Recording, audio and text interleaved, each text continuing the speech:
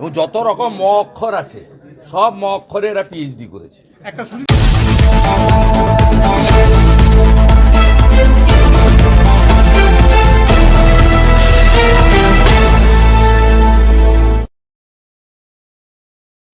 ব্রাত্য বসু উনাকে নমিনেট করেছেন, এই জিহাদিকে, সাবির আলীকে ব্রাত্য বসু নমিনেট করেছেন গভর্নিং বডি স্টেট নমিনি। আপনি ভাবতে পারেন এডুকেশন ডিপার্টমেন্ট, এখন তো গভর্নমেন্ট নমিনি আপনার সরাসরি বিকাশ ভবন এবং রাজ্য সরকার করে, মন্ত্রী পাঠায়।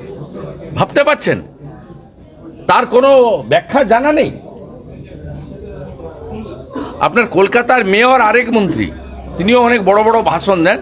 তিনি আজকে ওই ছেলেটার সম্পর্কে বলেছে এই দুষ্টু ছেলে না কি একটা ছেলে, হ্যাঁ পাকা ছেলে জিবির member nominated by the Education Department, Government of West Bengal, sending by the Bratya Basu, যিনি একজন প্রফেসর। লজ্জার আগে এই ধরনের লোক প্রফেসর, তার যে মেরুদণ্ডটা খুলে মমতা ব্যানার্জির কালীঘাটের আলমারিতে ঢুকিয়ে রেখে দিয়েছেন, এটাতে প্রমাণিত।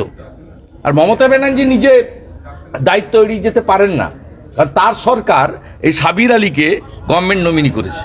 আজকে আবার মদন মিত্র সাবিরকে সার্টিফিকেট দিয়ে বলছেন সাবির ভালো ছেলে, তারপরে আবার হুমকি আমি এই ধরনের হুমকি শুনে বলছেন ওদের যদি সাবিরকে নিয়ে সমস্যা থাকে আমরা পরের বার আবিরকে দিয়ে ব্যবস্থা করে নেব। না, আমি ব্যবস্থা তো ওরা করছেনই, ব্যবস্থা তো করছেন। ওই জন্য মগরাহাটে মহিলার এই অবস্থা হচ্ছে।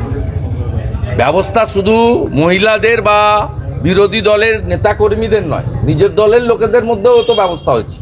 দুলাল সরকার থেকে সত্যেন চৌধুরী, তাদের বিরুদ্ধেও তো নিজেরাই নিজেদের ব্যবস্থা নিয়ে নিচ্ছেন, এবং সম্প্রতি নৈহাটিতেও। তো স্বাভাবিকভাবে ব্যবস্থা তো ওনারা নিতে পারছেন। তার কারণ অনুপ্রেরণায় অনুপ্রাণিত হয়ে রাজ্যের মুখ্যমন্ত্রী অনুপ্রাণিত করছেন, তাই এই ধরনের কথাবার্তা বলছেন। আর এই ধরনের নেতাদের কথার উত্তর দেওয়ার দরকার নেই।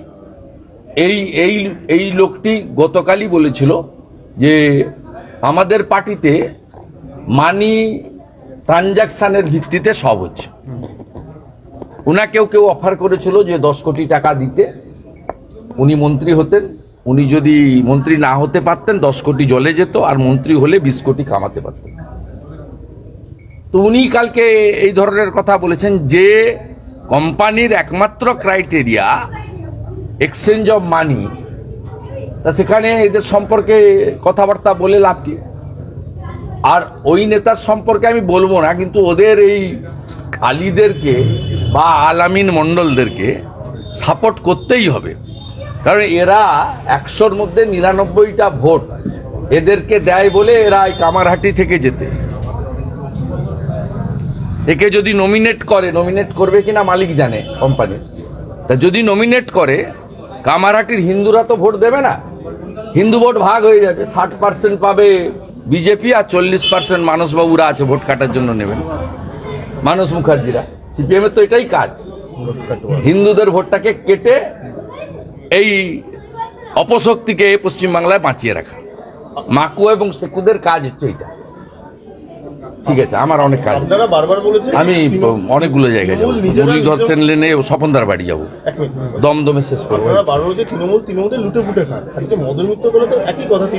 না, ওর সার্টিফিকেট ওর সম্পর্কে বলি না আমি।